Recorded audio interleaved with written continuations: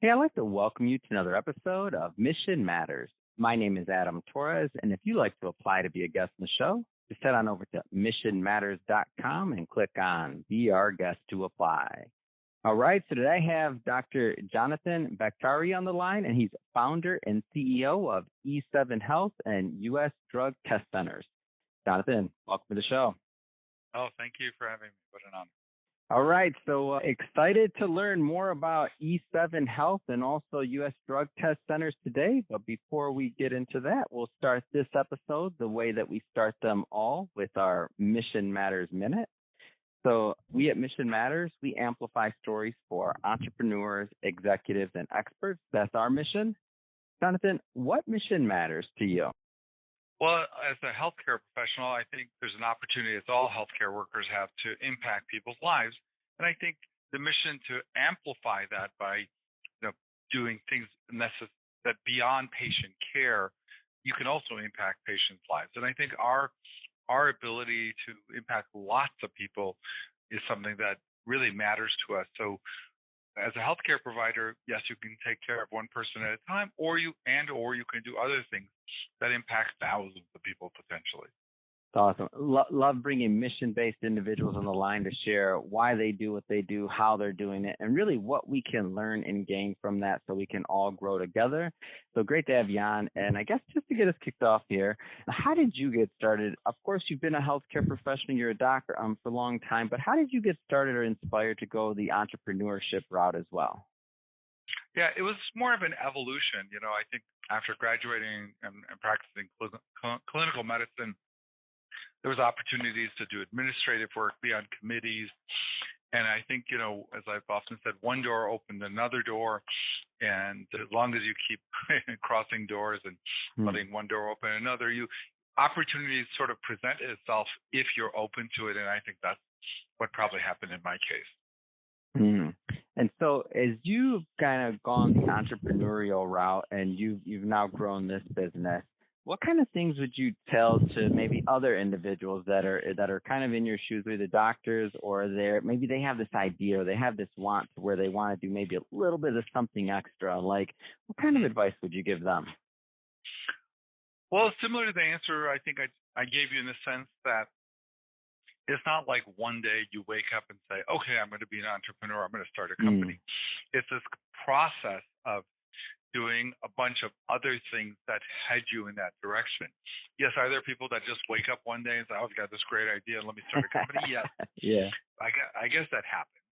But by and large, I think for most of us, we dip our toe in the water a little bit, get a feel for something, whether it's just being on a committee, doing something administrative, being in an organization outside of your work that maybe is related to your work, and let that evolve.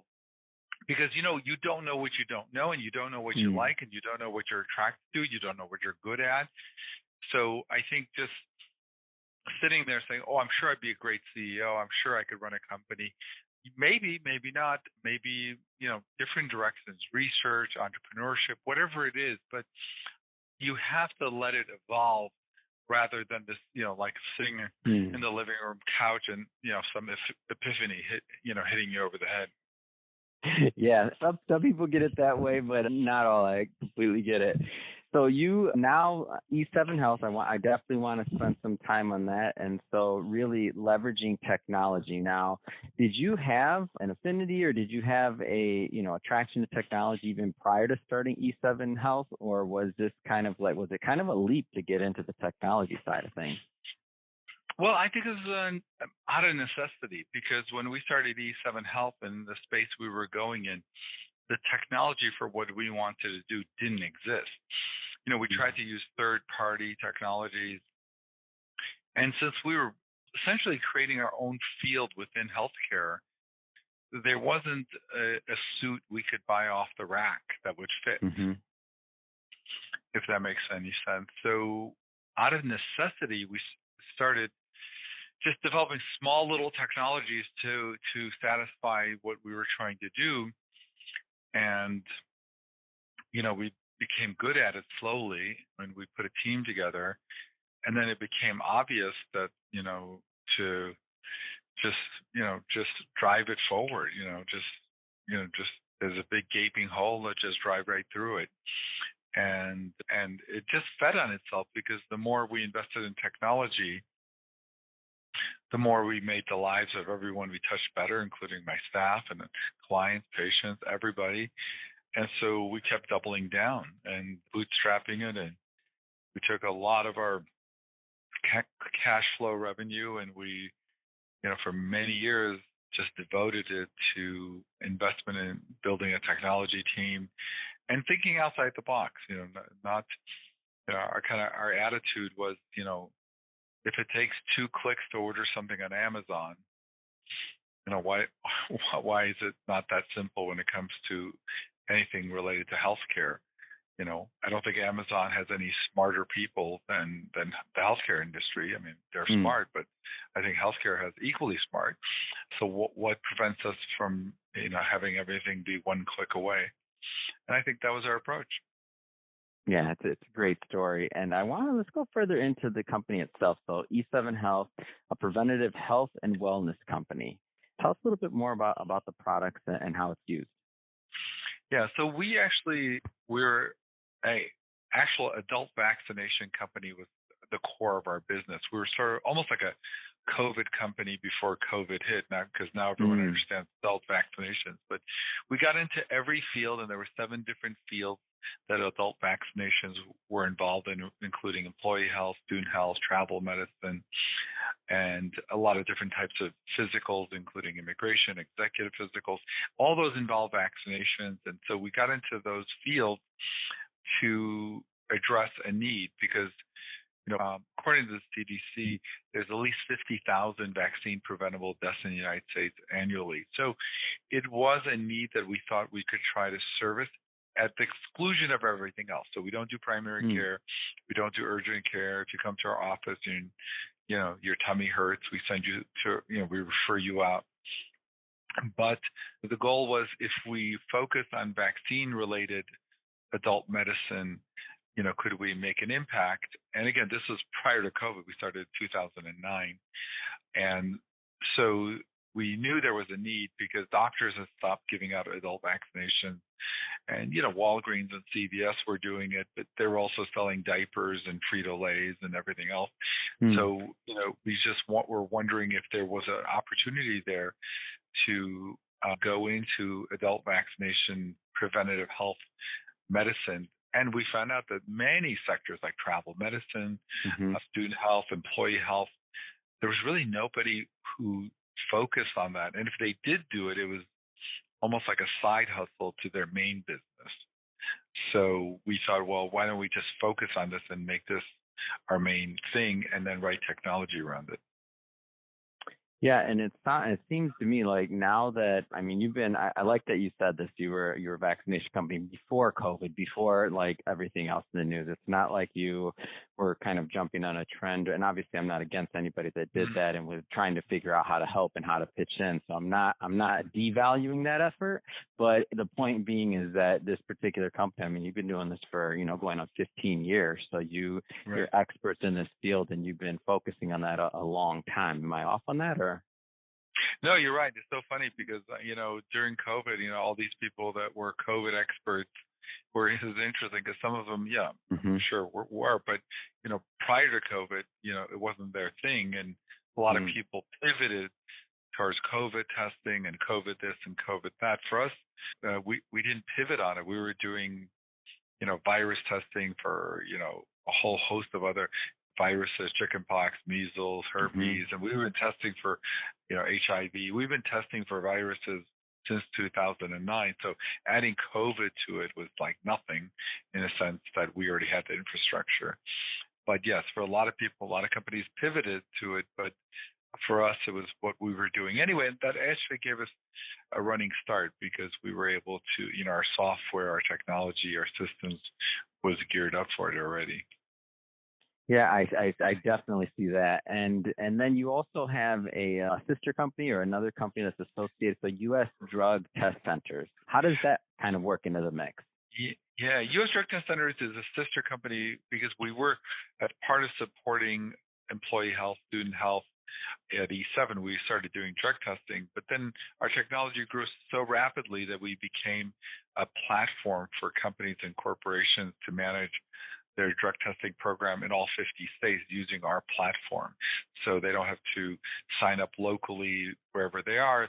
We have our platform connects to 20,000 plus collection centers, and people can manage their employee drug testing program through our system without actually contracting out with all 20,000 locations and getting the result and ordering and managing all the data, managing their program on our technology. So we are a drug testing company, but we facilitate and manage it from, just like Uber doesn't drive, like at Uber headquarters, no one's really driving a car. They're driving the technology that allows that to happen. And that's what we do for the drug testing industry. We manage the technology that allows employees, companies, clients to get what they need using our technology. So you have, extremely unique, in my opinion, vantage point when it comes to vaccines, vaccine testing, and everything else that we've talked about so far. Especially since, again, you're in this way before COVID or any of that came about. So I'm interested to hear your opinion. So what do you see on the horizon when it comes to vaccine technology, like the next step as let's just say COVID isn't as in the forefront in the media as much as it's been in the past, couple of years? Like, what do you see that's interesting? The most interesting thing is, I think, the mRNA technology that came out of the COVID vaccine. That technology was sitting on the shelf for 10 years plus. I don't think it would have ever seen the light of day were it not for this catastrophic, emergency. Because the idea of injecting, DNA or RNA into someone's body, would have probably been a heavy lift to get past just the stigma of that. And I think that's why it was sitting on a shelf, because the whole idea that we're going to inject, chromosomes into your body that will then your body will use to generate the protein that will then, trigger your immune system to create the antibodies. That was thought of already, but I don't know if people had the stomach for it. And it only took that emergency and now that's opened up Pandora's box, because now that we know that technology is safe, works, just as, safe as any other vaccine, I think it opens the door, for developing other vaccinations, like things that we've been trying for so long, like HIV, malaria, things that we haven't been able to. And also anti-cancer therapy, because the mRNA technology really has a lot of promise in being able to create, antigens on specific cancers that then your body could potentially fight by creating antibodies. So as an anti-cancer thing and as an anti, other virus issues, I think there's an opportunity that it could save hundreds of millions of lives in the next century if it executes and works like we think it might. Yeah, that's hopeful, and that's a great point. And as I'm sitting here thinking about what you're saying, I think that is like it is very hopeful to see what happens next with that. And I think we can all benefit from that, depending, of course, on what happens. And I also like the part that you mentioned about the safety side, as safe as any other vaccine, even though it's a different approach and a different thing that we're doing. But that's great. From the same question, same point, but I'm just also on the technology side of things.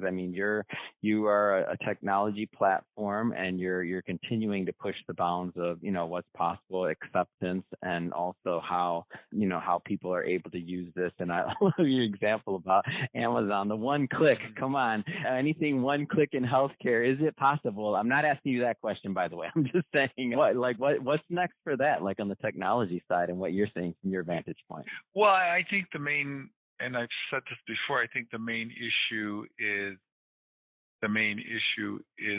that in healthcare, it's complicated because there's three parties involved in the transaction, right? So if you view healthcare, and I don't mean healthcare as a transaction, but if you take the satellite view that, your encounter with your doctor, as intimate as it is, and it's beyond any business relationship, but I get it. But in terms of the money, changing hands, there's three people involved in that. And I think that's skews the whole technology because you're trying to satisfy 3 people, not 2. Versus you and Amazon, you've got a deal. Like I click this and you send me that and I send you the money and that's our deal. Healthcare is not like that because you've got Medicare, Medicaid, Blue Cross, Cigna, whatever. They have a say in it too. So it's not two people. Think of it as you're at a bazaar and you're haggling over something.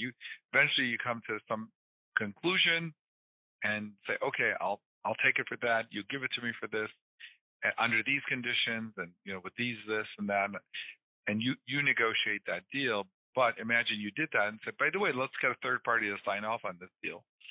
And so then when you're trying to write technology to take that into account, again, on a very satellite level, that's going to make it difficult. It's you and Amazon have to come with a deal, like when you're clicking. But imagine you, Amazon, and your wife or your boss or someone else had to also be involved in that transaction. It's not going to be 2 clicks anymore. Well, Jonathan, I have to say it has been great having you on the show today. I sure learned a lot. I hope our audience did as well. Just have to ask, what's next? What's next for you? What's next for E7 Health as you grow the company? Yeah, we're actually just launched eNational testing, which is our newest project, which does what E7 Health does, but on a national level because it won't be regional like it is now. And that we just launched that a couple of weeks ago. And so our next step is to grow it nationally. Fantastic. And if somebody's listening to this and they want to learn more about E7 Health or U.S. drug test centers, what's the best way for them to do that? The best way is to go to our website, baktarimd.com, because it has links to everything, including our podcast, our companies, all the media stuff we've done. And it has a lot of great material on a lot of stuff we've been doing and plan on doing. So that'd be a great place to start.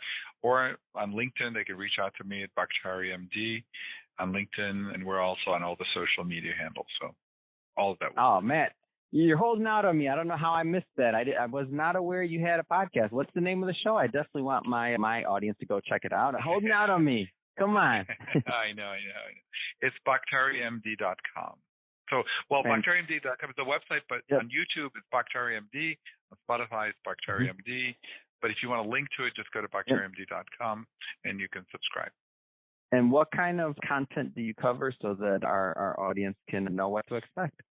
So we're starting season 2. First season, we're kind of doing some COVID stuff and also the inside scoop on healthcare, what your doctor is thinking, what your insurance company is thinking.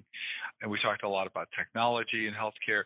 But season 2 is going to be more, how to build culture in an organization, kind of CEO skills to run a healthcare company or any kind of company, manage employee, build culture, because I get a lot of questions about that.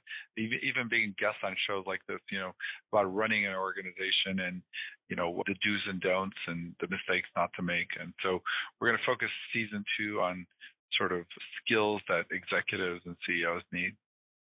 Oh, man, that's great. And I guess so everybody listening definitely wants you to go over there and check that out. We're going to, and definitely hit that subscribe. We're going to put we'll put the link to the website in the show notes so that you can just click on the links, head right on over and check out all the content.